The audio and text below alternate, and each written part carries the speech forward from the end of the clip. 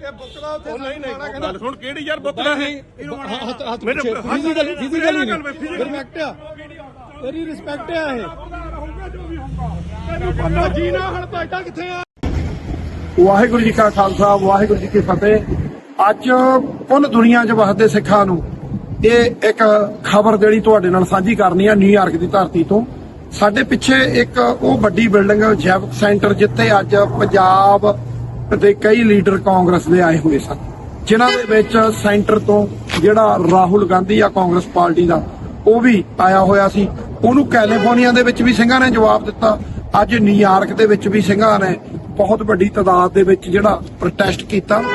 ਅੱਜ ਐਸੇ ਜਗ੍ਹਾ ਦੇ ਉੱਤੇ ਰਾਜਾ ਵੜਿੰਗ ਸਿੰਘਾਂ ਨੂੰ ਟੱਕਰ ਗਿਆ ਤੇ ਰਾਜੇ ਵੜਿੰਗ ਨੂੰ ਨਾਲ ਜਦੋਂ ਸਵਾਲ ਜਵਾਬ ਹੋਣ ਲੱਗੇ, ਕਿਉਂਕਿ ਉਹ ਪੰਜਾਬ ਦੇ ਵਿੱਚ ਸਿੱਖਾਂ ਦੇ ਖਿਲਾਫ ਹਮੇਸ਼ਾ ਜ਼ਹਿਰ ਉਗਲਦਾ ਆ, ਤਾਂ ਅੱਜ ਉਹਨੂੰ ਜਦੋਂ ਸਵਾਲ ਜਵਾਬ ਹੋਣ ਲੱਗੇ ਤਾਂ ਉਹ ਜਿਸ ਤਰੀਕੇ ਨਾਲ ਧੁੰਮ ਧਮਾ ਕੇ ਗੱਡੀ ਦੇ ਵਿੱਚ ਭੱਜਿਆ, ਤਾਂ ਰੈੱਡ ਲਾਈਟ ਤੇ ਅਮਰੀਕਾ ਦਾ ਇੱਕ ਕਾਨੂੰਨ ਆ ਕਿ ਰੈੱਡ ਲਾਈਟ ਤੇ ਰੁਕਣਾ ਆ। ਇੰਡੀਆ ਦਾ ਮੈਨੂੰ ਪਤਾ ਨਹੀਂ, ਪਰ ਉਹ ਰੈੱਡ ਲਾਈਟ ਤੇ ਵੀ ਰੁਕਿਆ ਨਹੀਂ।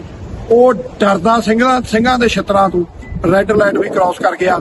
ਸੋ ਅੱਜ ਇਹ ਮੈਸੇਜ ਅਮਰੀਕਾ ਦੇ ਸਿੱਖਾਂ ਵੱਲੋਂ ਨਿਊਯਾਰਕ ਦੇ ਸਪੈਸ਼ਲੀ ਅਸੀਂ ਦੇਣਾ ਚਾਹੁੰਦੇ ਆ ਉਹਨਾਂ ਲੋਕਾਂ ਨੂੰ, ਪੰਜਾਬ ਦੀ ਪਾਰਟੀਆਂ ਨੂੰ ਜਿਹੜੇ ਸਿੱਖਾਂ ਦੇ ਖਿਲਾਫ ਭੁਗਤਦੇ ਆ, ਸਿੱਖਾਂ ਦੀ ਨੌਜਵਾਨੀ ਦੇ ਝੂਠੇ ਕੇਸ ਪਾਉਂਦੇ ਆ।